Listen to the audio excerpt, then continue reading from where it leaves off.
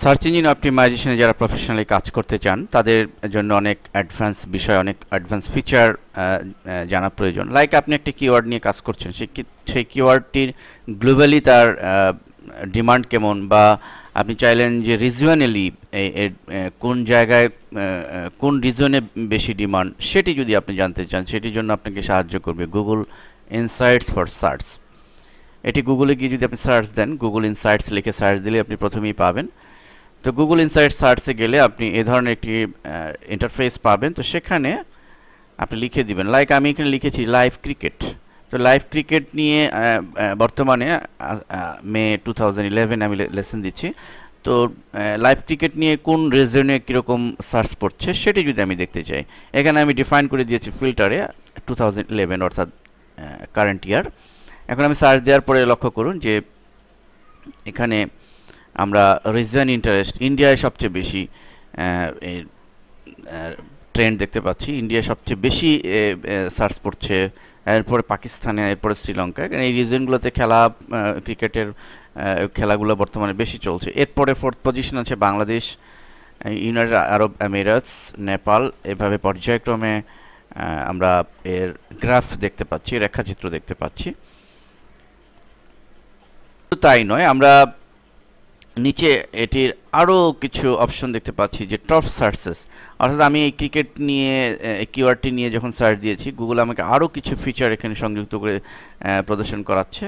যেমন রিলেটেড কোন কিওয়ার্ড দিয়ে বেশি সার্চ পড়ছে, সবচেয়ে বেশি সার্চ পড়ছে। যেমন লাইভ স্কোর, এটি দিয়ে live cricket score, cricket score, cricket streaming live, cricket streaming, world cup live. So আপনি যদি এই ধরনের কিওয়ার্ড দিয়ে আপনি পোস্ট দিতে পারেন, তাহলে ডেফিনেটলি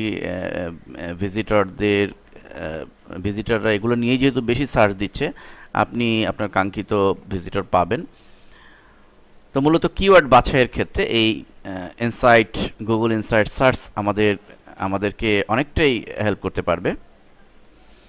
এবং লক্ষ্য করুন, আমরা আরেকটি কিওয়ার্ড দিয়েছি স্কিন কেয়ার টিপস। ধরুন এই কিওয়ার্ড দিয়ে কোন ওয়ার্ল্ডের কোন কান্ট্রিগুলোতে সবচেয়ে বেশি সার্চ পড়ছে।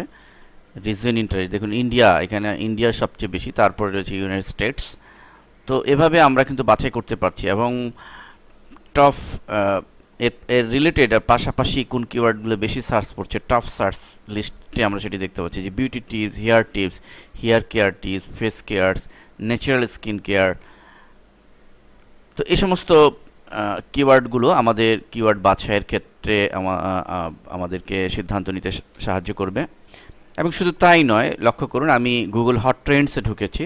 হট ট্রেন্ডস সম্পর্কে আমি প্রিভিয়াস লেসনে আলোচনা করেছি। তো হট ট্রেন্ডস, আমরা জানি যে হট ট্রেন্ডসে সারা ওয়ার্ল্ডে সবচেয়ে হট যে বিষয়টি নিয়ে, সবচেয়ে বেশি যে বিষয়টি নিয়ে সার্চ পড়েছে, সেই বিষয়গুলো একটা গ্ল্যান্সে গুগল শো করে। তো আমরা দেখতে পাচ্ছি যে এখানে টম জোন্স, টনি ব্যানেল্ট, ড্রিমন। কিন্তু এখন লাইক টম জোন্স, এটি নিয়ে ওয়ার্ল্ডের গ্লোবালি সবচেয়ে বেশি সার্চ পড়েছে, ভালো কথা। কিন্তু এটি কোন রিজনে সবচেয়ে বেশি সার্চ পড়েছে, কোন রিজনে কম পড়েছে, সেই বিষয়টি যদি আমাদের জানা থাকে, এবং এক্ষেত্রে আমার টার্গেটেড ভিজিটর যদি আমাদের প্রয়োজন হয়, সেটির জন্য আমাদের কিন্তু এই ইনসাইট সার্চটাকে আমাদেরকে হেল্প করবে। লাইক আমরা এখানে একটু প্র্যাকটিক্যালি দেখি, যেমন টম জোন্স নিয়ে আমরা একটু দেখি যে কোন রিজনে বেশি সার্চ পড়ছে। টম জোন্স দিয়ে আমি সার্চ দিয়েছি, এবং নিচে যদি আমরা লক্ষ্য করি রিজনাল ইন্টারেস্ট, আয়ারল্যান্ড সবচেয়ে বেশি ইন্টারেস্ট তাদের, এবং সবচেয়ে বেশি সার্চ পড়ছে আয়ারল্যান্ড থেকে। Second United Kingdom, Chile, Sweden, Hungary, Finland, United States. এইভাবে পর্যায়ক্রমে আমরা কোন রিজন থেকে, কোন কান্ট্রি থেকে সবচেয়ে বেশি সার্চ পড়ছে তার রেখাচিত্র দেখতে পাচ্ছি। সো আমরা কিন্তু এখান থেকে ডিসিশন নিতে পারছি যে আয়ারল্যান্ডে সবচেয়ে বেশি সার্চ, ইউনাইটেড কিংডমে সবচেয়ে বেশি সার্চ পড়ছে। এখন আমাদের যদি টার্গেটেড ভিজিটর প্রয়োজন হয়, তাহলে এমন হতে পারে যে আমরা আয়ারল্যান্ডকে টার্গেট করে, ইউনাইটেড কিংডমকে টার্গেট করে আমরা কিন্তু এসইও করতে পারি, বা আমাদের সার্চ ইঞ্জিন অপটিমাইজেশনের জন্য আমরা পোস্ট দিতে পারি। এবং এর পাশাপাশি আমরা এটিও দেখতে পাচ্ছি যে রিলেটেড আর কি বিষয় নিয়ে সার্চ করবে।